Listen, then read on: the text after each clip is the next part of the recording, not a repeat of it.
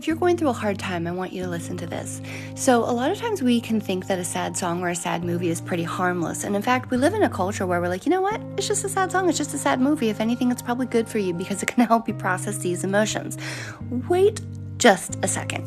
Because if you're going through a very hard time, or if you have a predisposition to feeling depressed or feeling anxious, if you're going through a time in your life that is more difficult than usual and you just need more mental support, I want you to think twice about listening to that sad song or watching that sad movie. When you're in that vulnerable state, you want to remember that everything that you take in, everything that you consume is going to affect how you feel.